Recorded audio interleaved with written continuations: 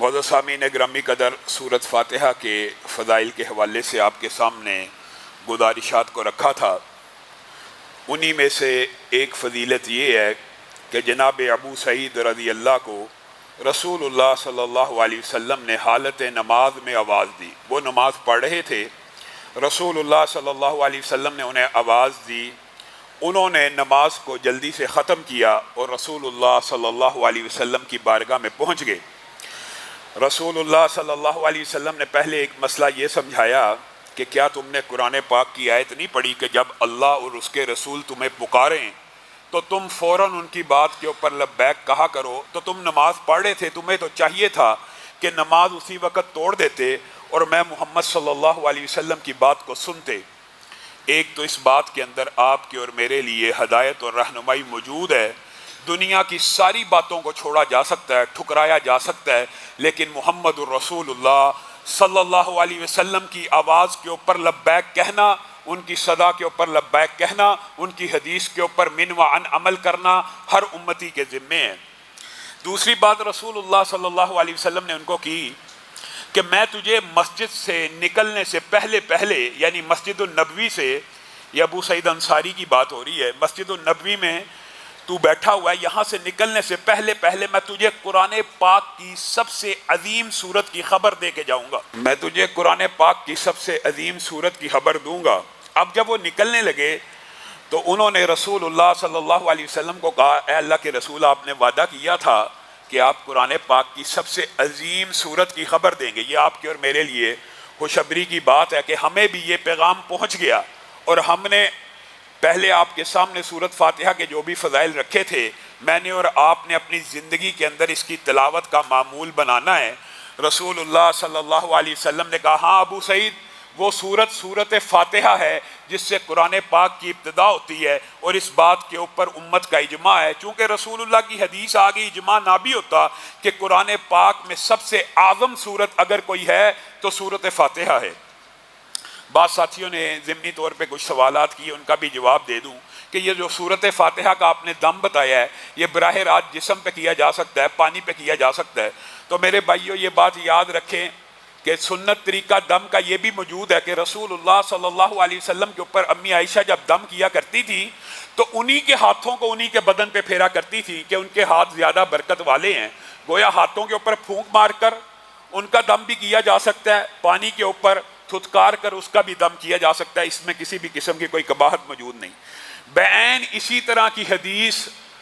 جناب ابی بن کعب، جن کی کنیت آپ کے علم میں ہونی چاہیے، کیا ہے؟ ابو منذر،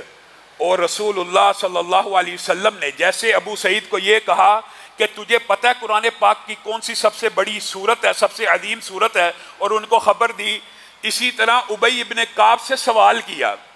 اے ابی بن کعب، اے ابو منذر، کیا آپ کو علم ہے کہ قرآن پاک کی سب سے عظیم آیت کون سی ہے؟ تو ابو منذر ابی ابن کعب نے خود سے اجتہاد کر کے کہا، جی ہاں اے اللہ کے رسول، میرے خیال میں قرآن پاک کی سب سے عظیم آیت، پہلے سورت کی بات ہے، یہاں پہ آیت پوچھی جا رہی ہے کہ سب سے عظیم آیت کون سی ہے؟ تو انہوں نے اپنے اجتہاد سے یہ کہا، جی اللہ کے رسول، مجھے علم ہے قرآن پاک کی ایک آیت، آیت الکرسی، شاید قرآن پاک کی سب سے عظیم آیت ہے۔ تو رسول اللہ صلی اللہ علیہ وسلم نے پیار سے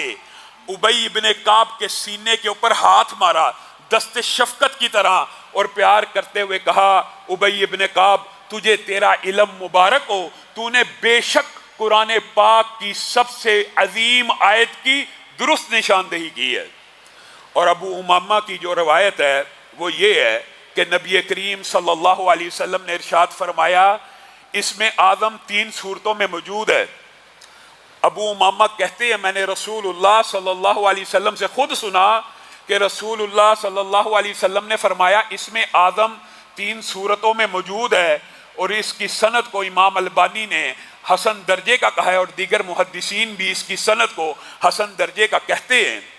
ابو امامہ نے کہا، رسول اللہ نے صرف اتنا فرمایا تھا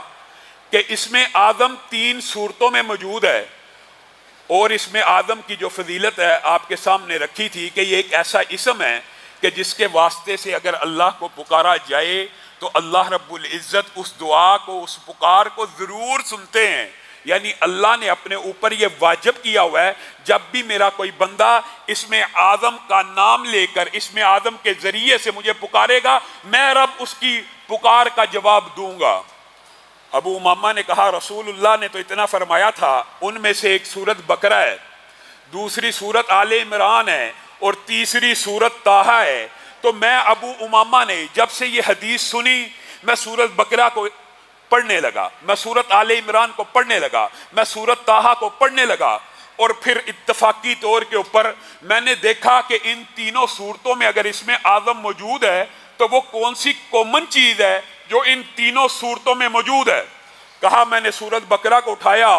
اللہ لا الہ الا هو الحی القیوم ملا۔ میں نے سورہ آل عمران کو اٹھایا، الف لام میم اللہ لا الہ الا هو الحی القیوم ملا۔ میں نے سورت طٰہٰ کو اٹھایا، وَأَنَتِ الْوُجُوهُ لِلْحَيِّ الْقَيُّومِ ملا۔ تو میں ابو امامہ آپ کو یہ بتاتا ہوں، یہ بات اگلی صحابی کی ہے، وہ بات رسول اللہ کی تھی کہ اس میں اعظم تین صورتوں میں موجود ہے، سورت بقرہ، سورہ آل عمران اور سورت طٰہٰ میں۔ آگے صحابی کا اجتہاد ہے کہ میں نے وہ اسم اعظم جب تلاش کیا تو مجھے ان تینوں صورتوں میں سے یہ آیت مل گئی۔ اب جب انہوں نے یہ بات تابعین کو، تبع تابعین کو بتلا دی کہ وہ اسم اعظم جو تینوں صورتوں میں کامن نظر آتا ہے وہ الحی ہے، القیوم ہے، تو علماء نے یہاں سے استدلال کیا کہ بے شک ابو امامہ نے درست اجتہاد کیا، کیونکہ اس لفظ کے علاوہ، ان ناموں کے علاوہ کوئی اور ایسی چیز نہیں جو تینوں صورتوں میں کامن ہو۔ گویا الحی، اور بعض علماء نے یہ بھی لکھا ہے، یہ آپ کو پتہ ہے ایک طویل باب ہے، بعض علماء کا رجحان ہے کہ الحی اسم اعظم اکیلا ہی ہے، اور بعض علماء کا رجحان ہے کہ الحی القیوم ملا کے ایک اسم اعظم ہے۔ اس بارے میں اگرچہ علماء کے اندر اجتہادی طور کے اندر اختلاف موجود ہے، بعض الحی کو مانتے ہیں اور بعض الحی القیوم کو مانتے ہیں، لیکن مجھے اور آپ کو کیا تکلیف ہے، الحی اور القیوم کہنے میں کتنا ٹائم لگتا ہے؟ اگر ہم دونوں نام کہہ کے یا حی یا قیوم برحمتک استغیث کہہ لیں گے، اے حی